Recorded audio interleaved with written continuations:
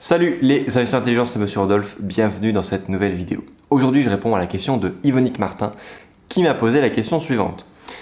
Bonjour Rodolphe, peut-on déduire de ses revenus fonciers des frais de dossier d'emprunt, les frais de courtier et les frais de garantie bancaire, s'il te plaît? Alors, tu parles dans ton commentaire de revenus fonciers, ça veut dire que tu vas exploiter des logements nus, que tu vas exploiter local commercial, parking, etc. mais que tu ne vas pas faire de location meublée. Tu ferais la location meublée, tu déclarerais des BIC, des bénéfices industriels et commerciaux. Il faut bien te rappeler qu'il y a deux catégories, bon peut-être que tu le sais déjà, mais petit rappel ne fait jamais de mal. Foncier, c'est tout ce qui n'est pas meublé. Meublé, c'est du BIC. Voilà, tenez-vous-en à ça, ce sera déjà super bien. Et surtout, une fois que tu vas déclarer des revenus fonciers, il y a deux catégories. Il y a le microfoncier et il y a le foncier réel. Le microfoncier, comment ça fonctionne? Tu perçois 10 000 euros dans l'année de loyer, tu as un abattement de 30%, ce qui veut dire que tu vas devoir déclarer 7 000 euros de plus sur tes revenus. Donc si tu gagnes déjà 30 000 euros de revenus par ton salaire et que tu déclares 30 000 euros de revenus, eh bien là, tu vas déclarer 37 000 euros cette année-là. Donc tu vas être fiscalisé à hauteur de 37 000 euros, tout simplement.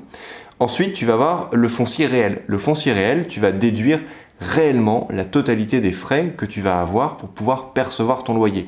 Donc, les frais d'hypothèque, les frais de banque, tous les frais que tu m'as énumérés, le carburant pour aller visiter les biens, les péages, etc. Tu dois garder absolument tous les justificatifs parce que ce sont c'est de l'argent que tu as dépensé pour chercher à acquérir ce bien qui va ensuite te générer des loyers. Donc forcément, ça vient en moins dans ton calcul. Moi, je vais te dire un truc, c'est que tous les livres, là vous ne les voyez pas, ils sont juste sur l'étagère sur ma droite, tous les livres que j'ai achetés, et il y a peut-être, j'en ai peut-être pour 500 euros de bouquins.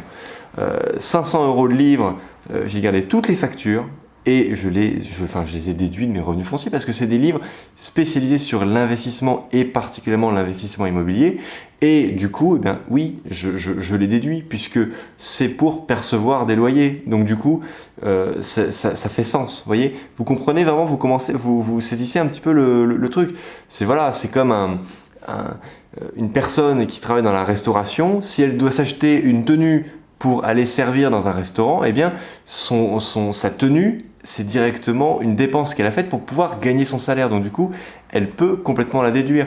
C'est pour ça aussi que lorsque vous faites votre déclaration de revenus, eh bien, il y a alors moi je le fais plus maintenant, mais vous avez le 10% que vous pouvez enlever qui correspond à tous vos frais de voiture. Si ça correspond à plus, vous pouvez le faire au réel. Donc voilà, tout ce que vous devez dépenser pour percevoir vos revenus de salaire ou vos revenus fonciers, oui, vous pouvez absolument tout déduire.